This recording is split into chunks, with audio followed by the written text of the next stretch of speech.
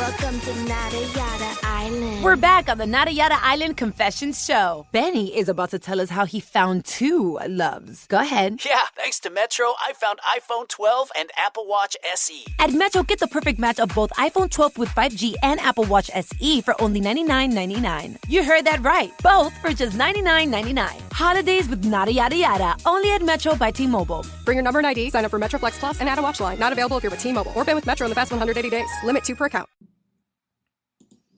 Welcome back, everybody. It's Wednesday, December 4th, 2024. Today we have tariffs, state Senate leadership, and Brookwood Village. My name's Ike Morgan, and we're down in Alabama.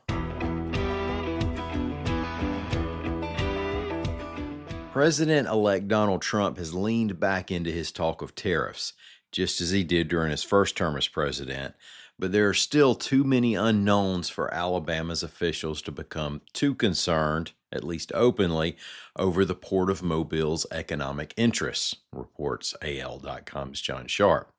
Now, Trump has said that he'll issue an executive order to impose steep tariffs on goods from Canada, Mexico, and China.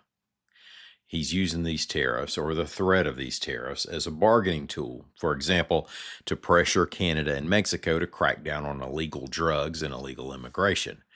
But as an economic tool, tariffs are certainly not a historic favorite among conservatives and free market types. Now, while targeted tariffs can give some U.S. companies a competitive boost by reducing foreign competition, they tend to be inflationary, costing U.S. consumers, and by reducing trade, they can sting the businesses and people who bring those foreign goods to us, which is why there might be Port of Mobile concern. The port's economic impact on Alabama has been measured at around $98 billion. After a speech touting the port's growth and economic impact, Governor Kay Ivey said she's waiting to see what happens on tariffs, but that, quote, Alabama has a friend in Donald Trump. Now, Port Authority CEO John Driscoll also said there are just too many unknowns at this point, but that the tariffs Trump has mentioned will surely affect freight at the port. The Alabama Senate Republican Caucus has elected a new leader for next year's legislative session, reports AL.com's Heather Gann. State Senator Garland Gudger, a Coleman Republican, will be confirmed as the next president pro tem when the full Senate meets February 4th.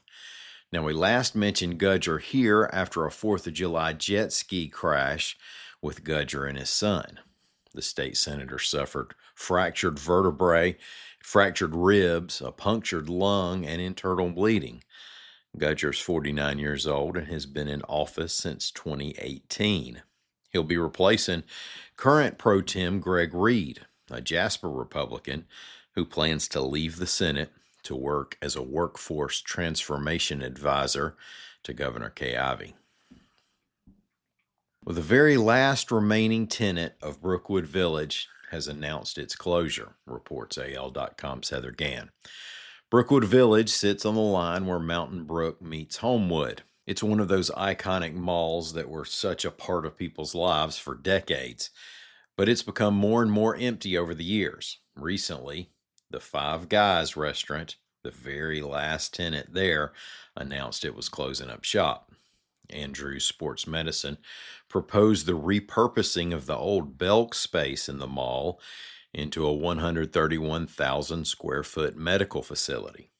The City of Homewood's Planning Commission approved that proposal last month, and the City Commission is expected to vote on it before the end of the year.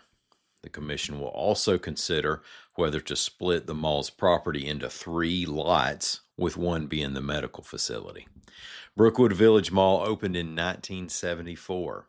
And by the way, it was the site of Alabama's very first Chick-fil-A location, back during the coleslaw and carrot raisin salad days. Thank y'all so much for listening to us. We're going to be back here again tomorrow. Until then, y'all come by and see what we're doing on the internet anytime you want to at al.com.